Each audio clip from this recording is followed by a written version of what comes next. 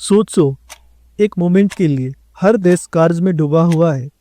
America के पास 38 trillion dollar का डेब्ट है, जापान 9 ट्रिलियन, चाइना 14 ट्रिलियन और इंडिया 180 ट्रिलियन, यानी कि लगभग 2.2 ट्रिलियन डॉलर के डेब्ट के साथ इस ग्लोबल रेट्स का एक और प्लेयर है। लेकिन सवाल ये है, अगर सभी देश कर्ज में हैं तो पैसा गया कहाँ?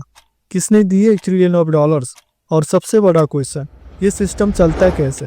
क्यों दुनिया के हर कोने में गवर्नमेंट, कंपनी और सिटीजन सब कर्ज के जाल पे फंसे हुए, फिर भी सिस्टम कोलैप्स नहीं होता? क्यों? ये कहानी सिर्फ इकोनॉमी की नहीं है, ये कहानी है अनहिडन नंबर्स की, जो हमारी सैलरी, हमारा टैक्स और हमारा फ्यूचर डिसाइड करते हैं। Welcome to the hidden world of डेब्ट, जहां पैसा और पावर के बीच की लाइन बिल्कुल ब्लर हो चुकी है। हर सिस्टम की शुरुआत होती है और डेब्ट सिस्टम की भी शुरुआत हुई एक वार के टाइम। ये बात है 1694 की। इंग्लैंड और फ्रांस के बीच एक बड़ी महंगी लड़ाई चल रही थी। लेकिन प्रॉब्लम ये थी, इंग्लैंड के खजाने में सोना और पैसा दोनों खत्म हो गया था। आर्मी को सैलरी देना, वेपन खरीदना, सबके लिए पैसे नहीं बचे थे। तब कुछ रिच मर्चेंट यानी बड़े व्यापारी आगे आए। हम आपको पैसा उधार देंगे, आप हमें बदले में इंटरेस्ट देते रहो। गवर्नमेंट ने तुरंत हाँ कर दिया और इसी डील के साथ बना बैंक ऑफ इंग्लैंड। यहाँ से एक नया कॉन्सेप्ट पैदा हुआ कि सरकार खर्चा कर सकती है बिना अपने पास पैसे रखे, बस एक प्रोमिस पेपर के साथ, जिसे कहा गया गवर्नमेंट बॉन्ड। बॉन्ड का मतलब सिंपल है, एक लिखित वादा जिसे लिखा होता है कि सरकार आपसे पैसा ले रही है और कुछ साल बाद इंटरेस्ट के साथ वापस देगी। इसी आइडिया ने दुनिया बदल दी। सबसे पहले फ्रांस ने इस सिस्टम को कॉपी किया। जब उनके पास भी अपने लड़ाई के लिए पैसे नहीं थे तो उन्होंने अपने लोगों से पैसा उधार लिया और उन्होंने दिया गवर्नमेंट बॉन्ड्स, एक लिखित प्रॉमिस के साथ। इस तरह अमेरिका ने भी अपना रेवोल्यूशन वार, जो उन्होंने इंग्लैंड के खिलाफ लड़ा था, इसी मॉडल से फाइनेंस किया था। उनके पास भी अपना पैसा नहीं था तो उन्होंने रिच लोगों, ट्रेडर और दूसरे देशों से पैसा लिया और उनको दिया प्रोमिसरी नोट, यानी गवर्नमेंट बॉन्ड्स। सिंपल वर्ड्स में, पैसा अभी लो, वार करो और बाद में इंटरेस्ट के साथ वापस दो। यही था मॉडर्न फाइनेंस का जन्म और आज तक पूरी दुनिया इस सिस्टम पर चल रही है। एक ऐसा सिस्टम जहां पावर उनके पास है जो पैसा उधार देते हैं और कंट्रोल उनके पास है जो पैसा उधार लेते हैं। आज के टाइम पे पूरी दुनिया एक इंटरकनेक्टेड वेब बन चुकी है।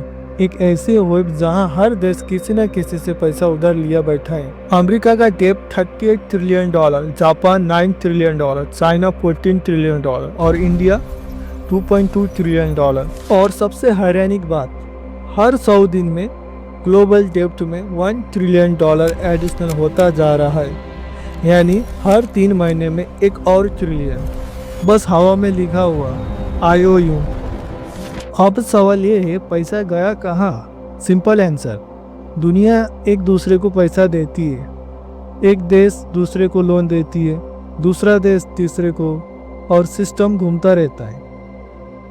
देखिए, अमेरिका का आधा डेब्ट उसके खुद के बैंक्स, पेंशन फंड और फेडरल रिजर्व के पास है, बाकी आधा जापान, चाइना और यूके के पास। इंडिया में भी कुछ ऐसा ही पैटर्न है। जब सरकार को पैसे की जरूरत होती है तो वो गवर्नमेंट्स बॉन्ड्स इशू करती है और ये बॉन्ड्स बैंक्स, LIC और इंश्योरेंस कंपनी खरीद लेते हैं और पूरा सिस्टम को RBI मैनेज करता है, जो जिससे पैसे के फ्लो को बैलेंस में रखता है। तो सोचो जरा, पैसा सिस्टम के अंदर ही घूम रहा है। कोई ना कोई किसी का उधार है, कोई किसी को इंटरेस्ट दे रहा है और कोई किसी से इंटरेस्ट कमा रहा है, यानी हम सब इस चेन का हिस्सा है। चाहे हम टैक्स पेयर हो या इन्वेस्टर, हम सब डेटर भी है और क्रेडिटर भी है।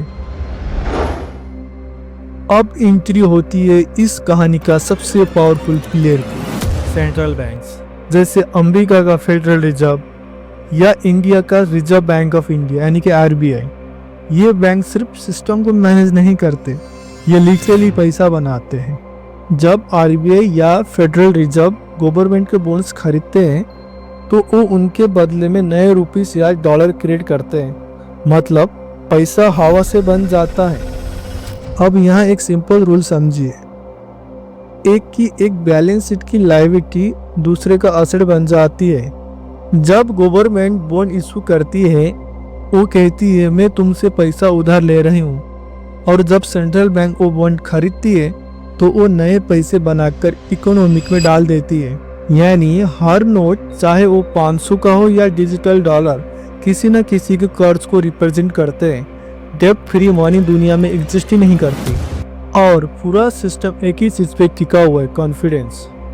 जब तक लोगों को ये यकीन है कि ये नोट केवल कागज नहीं बल्कि वैल्यू का सिंबल है, तब तक ये पूरी इकोनॉमिक स्मूथली चलती रहेगी। लेकिन अगर एक दिन लोगों का भरोसा टूट गया तो ये पूरा इकोनॉमिक्स कोलैप्स कर सकता है। लेकिन जब कॉन्फिडेंस टूट जाता है तो सिस्टम हिल जाता है।